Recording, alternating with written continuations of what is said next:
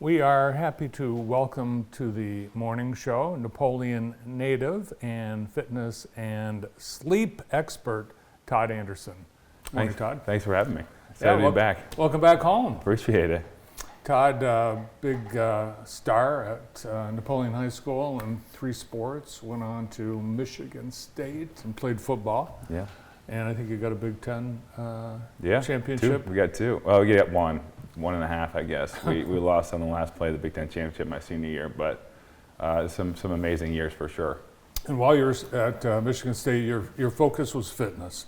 Yeah. You knew that was going to be your career. Yeah. I wanted to be. I thought I wanted to be a college strength and conditioning coach, and I was pretty obsessed with human performance all the way through, and learned as much as I could about the body. And right after I got done playing, I was with the Rams for a little bit. Right after I was released, I went back to where I trained for pro day, and tried to learn as much as I could and intern, and it kind of all unfolded from there. Well, if you'd stayed in the NFL, you'd probably be all beaten up. And I'm a little beat up anyway, so I think I was pretty ready to be done. I think my body was kind of holding on by a thread there at the end. So I think it's great that you're here on the first day, our first day of 2024, because everyone has New Year's resolutions. Definitely. Do you have any yourself? New Year's resolutions. So I committed to running 200 miles in the month of January. Wow. Yeah, so it's about so I'm doing, we have about 5 guys. We're doing rim to rim to rim. It's in the Grand Canyon. It's 48 miles. It's about 16 hours. So that's the end of March, which is a daunting task. I'm not exactly the running build. Yeah. So that's the start. Especially, there'll probably be high altitudes and a lot of hills. Definitely. It's like 7,000 feet of elevation. Yeah. So it'll be a challenge. Well, you're obviously in great shape, and that's your life. You spend your time helping people. You work, I know, with a lot of younger athletes. Yep. And it sounds like one of the keys that you've discovered to fitness and health is sleep. Yeah. Yeah, it's usually the last thing people think about or they schedule in their day. But as far as New Year's resolutions go, and if you want to achieve any New Year's resolution, sleep should absolutely be your #1 priority. A lot of controversy as to how many hours someone should sleep. Yeah. First, how many do you recommend? So 7 is pretty much the accepted absolute minimum, right? So 7 is the minimum amount you can continuously get and function at optimal level. But as soon as I say 7, people's mind goes, okay, how do I get 7 hours? But that's the minimum, so that should be like on a bad day. And most people land around, somewhere 8 is usually the optimal amount, but you'll get people all the time that say that they're great on 6 hours, and it's less than 1% of the population can function optimally off of 6 hours. So when people tell me that, that's like someone saying like, I'm gonna win the lottery next week. Mm-hmm. So it's probably not true, and it's probably not something I want to take a chance on. So what's happening when you're sleeping? What is it about sleep that contributes to everything else? Yeah, I mean, it's kind of a two-sided approach to a reset of the body. On the one side, usually the first half of the night focuses more on like your physical regeneration of your actual, your muscles, your tissue, and flushing out a lot of the toxins in your brain. The second half of the night, which is more of that REM sleep, that focuses on your mood stability, mental clarity, and essentially allows you to have control over your emotions throughout the day. So, you need both parts of the night. That's why the consistency of your bedtime and wake time is by far the most important piece of sleep. If there's one thing you can take away, staying within 30 minutes of your normal wake time and bedtime, 7 days a week, not 5 days, that will be life-changing for most people. So no sleeping in on the weekends. Right. Yeah. Because what happens is when you do that, you're shifting your body's. There's 2 cycles. You've heard of circadian rhythm, but you also have a sleep drive cycle, which makes you feel tired. And when those don't align, you sleep in, and these chemicals are building up throughout the day at different times of your normal rhythm, then you have issues falling asleep, waking up. Your hormones aren't activating at the right times, and you have a whole bunch of problems. So it's not just as simple as being self-disciplined, because some people, you can't control what happens while you're sleeping. No. You've created a company called Dream Recovery. Yep. And you've created some tools to help people get that 8 hours of sleep. Yeah. So our focus is, the whole goal is, I think up until this point, a lot of these sleep products like a sleep mask or pillowcase or, silk products has been positioned as this kind of luxury product, more of a beauty product. And, the more and more we look into it, it's like, people really want to be high achievers throughout the day. They need to be high achievers in their sleep as well. And so we're just trying to focus on all these products to help support the best night's sleep, which sets you up for success in whatever you're doing. And we have focused on athletes quite a bit, but really our average user, we have people all over the world using it, is your everyday person, because everybody sleeps, right? And everybody is trying to be a high achiever, whatever you're doing. You could have the most basic task to do that day, but nobody wants to do it mediocre. Like everybody wants to be, performing at their highest level and also feeling as good as they can. Who doesn't like to feel awesome, right? So that's what it's about. So you've got some products we're taking a look at. One, and it's sleep. Is it called sleep tape? Yeah, mouth tape. It's mouth tape. Yeah. So that's definitely our hottest product. Mm-hmm. It's essentially what it does is it just trains your body to breathe through your nose. Right. Breathing through your nose is by far the most efficient, healthiest way to breathe, especially at rest. And we believe over half the population is mouth breathers, and they're consistently, especially at night, breathing through their mouth, which is far less efficient. Yeah, we were talking before the show. I'm a mouth breather. You're a mouth breather. Yeah. I didn't know it, but I did a sleep study because of the tape and found out that I actually had moderate sleep apnea. I had no idea, slept well, and then this kind of solved the problem. So you put this over your mouth. Yeah. Before you go to sleep. Yep. And do you feel like, to me, it would make me feel like I'm claustrophobic. Definitely. Or I can't breathe. Yeah.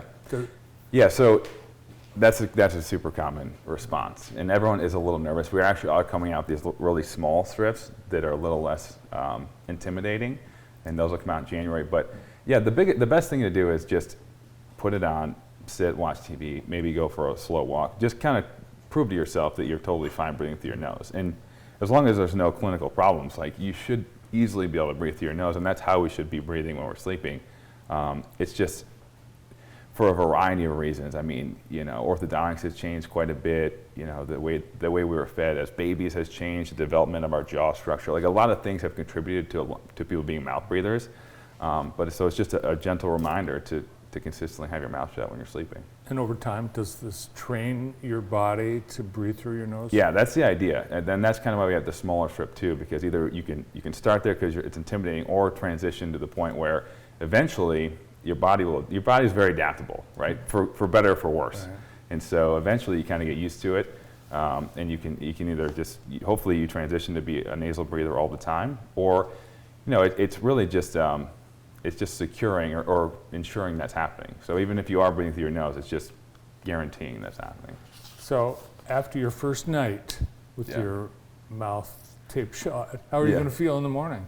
I mean, I felt the first night I did it, which I always joke because the first night I did it, Katie was flying in from a trip and she got home pretty late, like midnight. And this was years ago, before it was really a known thing. And she walked in and I had my mouth taped and she was like, "What is happening here?" It's like somebody in the closet holding you hostage or something. But I felt substantially better right away. That's what motivated me to really take it to the next level and kind of dive into the science behind it. And it's one of those things that it's kind of a crazy concept, and it'll take a little bit for all the research and stuff to sort itself out, but just the concept of nasal breathing is pretty powerful. Another product you have is... it's a sleep mask. Sleep mask. The sleep mask, like I was saying, I'm actually going up to Michigan State to speak to their basketball team.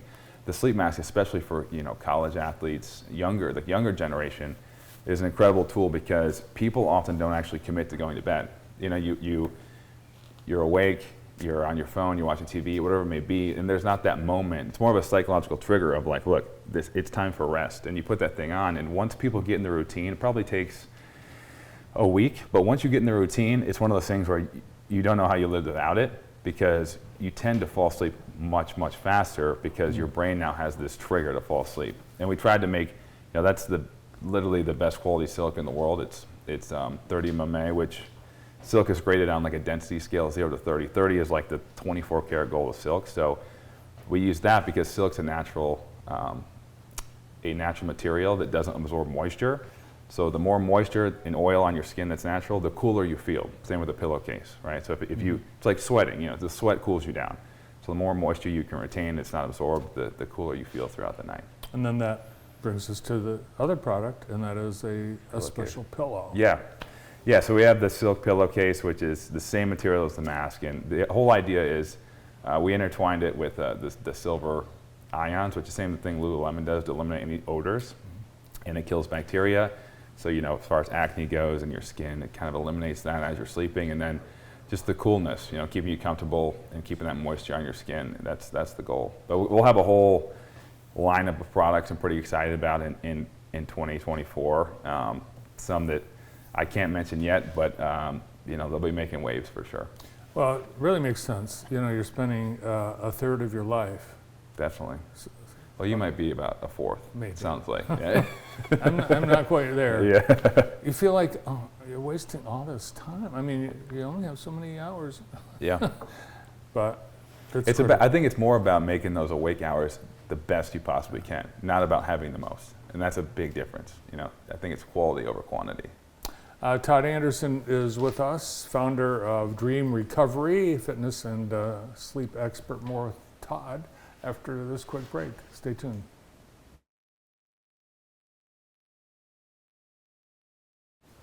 Todd Anderson is with us, Napoleon native, in town for the holiday break, visiting family. And it's Napoleon native, not Jackson native. Yeah. That's a big deal. Big deal. They had Jackson on my senior year in the program at Michigan State, and before my first game starting, I made sure that they changed it to Napoleon. I went to our media guy and I was like, I need to hear Napoleon in the speakers of Spartan Stadium. I never thought I would hear that, so I made sure they changed it. Well, it's neat to have that pride, and as you come back, one of the biggest celebrities come out of Napoleon, and I know that's very exciting for the community. Yeah. The years you were at Michigan State, I was looking at the football roster for your senior year, 6'2", 265. Yeah, that was a big boy. Wow. I slimmed down a little bit since then, but my wife always jokes how big my neck was, because some of those pictures, I think my neck just goes straight from my shoulders to my head. You married Olympic swimmer. Yeah. And I think you said at one point you didn't think you were the marrying man.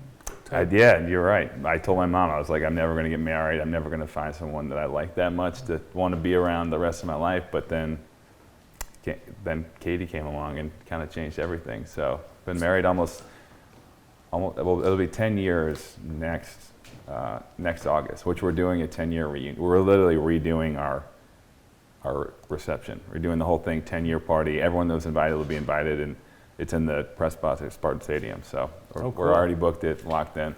Neat. It must be two high caliber athletes married to each other. Is that your life? Is it fitness? Yeah, I mean our backyard. I mean we have saunas, and we have 3 cold plunges, and that's our social life is we'll invite people over and do the sauna, cold plunge, hot tub, all this stuff, work out, whatever it may be. But we found a really great community in Nashville, and a lot of other athletes who become really good friends. Sean Johnson lives down there, and Katie and her were in the same Olympics, so it's been awesome to reconnect with her. And her husband Andrew East played in the NFL for a little bit, so we have a lot in common. We both proposed on the baseball field, which is crazy. So yeah. Well, everything sounds great except for the cold plunge. Well, you don't knock it till you try it. It's kind of like mouth tape. You got to get in there. Exactly. So does that help to sleep? It does, yeah. There's really good research. I mean, sauna, anything hot is great for sleep. Hot before bed is remarkable. Your body has to cool itself down. You have to drop your core temperature about a degree right before you go to bed, and helps you get into that deep sleep. So if you get hot, and you do a hot shower, bath, whatever it may be, your body kind of overreacts and cools itself down really rapidly, and usually that allows you to fall asleep faster. I saw one of your followers on Instagram suggest running to bed. Running, I don't think that would help for me, but it's great. They used to say, don't work out close to your bedtime up until last year, and then they did all this research, and they showed even, pretty intense exercise right up until bedtime can have a positive impact on sleep. It makes you sleep in different sleep cycles longer, right? Different parts of your sleep depending on when you work out. But net positive exercise is for sleep. But the problem is, people take caffeine, whatever, in the afternoon to work out to get energy. Then that cascades into a poor night's sleep. All right, someone my age, there's a lot of getting up in the middle of the night, and Yeah. it's, a lot of people have to get up to go to the bathroom. Definitely. That's a big interrupter of sleep. Yeah, hydration, I think, is one of the things that's most often overlooked for sleep. And what I mean by that is just front loading your hydration. A lot of people realize maybe they didn't drink enough water throughout the day, try to make up for it at night, but then that results in them waking up 5-6 times throughout the night. And you know how it is. Every time you wake up in the middle of the night, there's a chance you might not be able to fall back asleep. There's a chance you might stub your toe on the way to the bathroom. You might fall, something could wake you up more than normal. So you want to give your body the least amount of opportunities to not be able to fall back asleep. And hydration is one of those things where you don't think about it, but you're drinking a ton of water at night, and all of a sudden you're waking up often, where you could wake up 1 or 2 times throughout the night if you had the majority, like really focused on hydrating the first half of the day and then tapered it off. And the other thing people do is they gulp down water. And when you have more than 4 or 5 ounces at a time, that triggers you to go to the bathroom more often. So if you gulp down 8 ounces of water right before you get to bed, your body is going to be triggered to get rid of some of that excess water faster, and that's going to result in more often, going in the middle of the night. Makes sense. And don't look at the clock when you get up in the middle of the night. Right. Yeah. Only bad thing. I mean, really, if you can get the phone away from your bed and kind of, have a holistic little space, that's the ideal thing. But it's hard. I will say. I mean, I'm guilty of looking at the clock sometimes in the middle of the night. But I feel like right now it feels like it's the middle of the night. And it's like 7 a.m. It's so dark outside. Yeah. Well, you've got a busy time. You're on break. You're going to be going up to East Lansing. You're going to speak to Coach Izzo's team. Yeah, I try to get back as much as I can to Michigan State and talk to any sports teams, and especially with sleep. I think with athletes, you're told how important it is and what you should do and shouldn't do, but I like to approach it from the lens of an athlete. You have to be a normal college kid. You have to have a good time. You have to understand like there's a social component of college. So how do you take the science of sleep performance and actually relate it to what they're going to do and want to do, and talk about the result and how different things affect the body, like drinking and things like that. Like, let's actually have a conversation about it, because as people learn and get educated about the impacts of this stuff, they tend to want to excel in their sport, and when they realize the impact it's having, they'll shy away from some of this stuff. But if you just tell somebody, don't do it because it's bad, that never works out. I'm sure all the parents out there can attest to that.